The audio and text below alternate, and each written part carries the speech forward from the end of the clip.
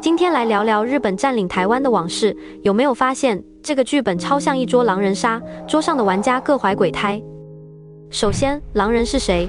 不用说，日本啦，表面装脱亚入欧的模范生，实则早把台湾当猎物瞄了几十年。甲午战争就是他放的必杀刀，先砍翻村长，也就大清朝，再逼迫签马关条约，把台湾乖乖交出来。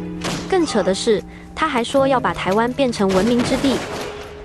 妖兽哦，文明就是烧村庄杀村民，根本是狼人戴眼镜装斯文。马关条约签订时，台湾岛的岛主，也就是清朝，有够没用。村长本来是保护平民的，结果清朝这个村长超烂，北洋水师造军舰的钱都能被挪用，拿什么去刀郎？于是有了持续5个多月的以卫之役，就是台湾人自发的扛狼运动啦，牺牲是有蛮惨烈。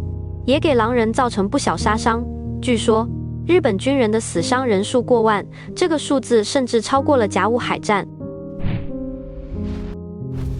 可以救人，但只能救村长，要拿解药，你要先当村长。这是以英法为代表的国际社会的说辞，作为当时国际上有能力下阻日本的大国，英法无疑就是手握解药的女巫。他们给出的不救的理由很简单，这是村长大清帝国的家事，看热闹的人不方便插手，除非台湾独立成为国家，列强们就可以用调停国际争端的理由介入。好家伙，这分明是解药不给，却给了一瓶毒药。列强们的真实目的是从日本嘴里虎口夺食，分一杯羹。孤立无援的台湾士绅明知是毒药，也只能吞下，成立台湾民主国，寄希望于以毒攻毒。女巫最后当然没有拿出解药，甚至还给狼人递了刀。为了防止俄国占领远东做大，英国不仅公开支持日本侵华，还卖军舰给日本，妥妥的黑心女巫。猎人可以开枪反击狼人，俄国开枪反击了，不过却是为了从狼人嘴里抢食。很多人不知道，任人宰割的平民不止台湾，还有大清朝的龙兴之地。马关条约里写的明明白白，辽东半岛和台湾一起割让给日本，最后为什么只有台湾割让了呢？因为俄国人举起猎枪了。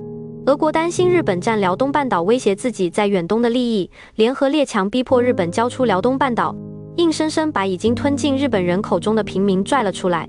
理由很奇葩，这个平民在我们家门口，我吃定了。分明是一个会吃人的野蛮猎人。预言家能看清狼人身份，结果美国这个预言家超自私，早就知道日本占领台湾的企图，却选择沉默，甚至还暗中怂恿。早在1874年，日本就以琉球渔民被杀为借口，发动第一次侵台战争，史称牡丹社事件。对于这一事件，美国不仅全程关注，甚至暗中协助日本。美国驻日公使德隆还向日本政府提供了台湾地理情报，称台湾资源丰富，适合殖民。美国妥妥的一肚子坏水的暗黑预言家。130年过去了，如果继续上桌玩一盘狼人杀，今天的台湾人能分得清谁是狼人，谁是野蛮猎人，谁是黑心女巫，谁是沉默预言家，谁是真正想保护台湾的善良村长吗？可怕的是，即使你分得清，台湾的政客们允许你分得清吗？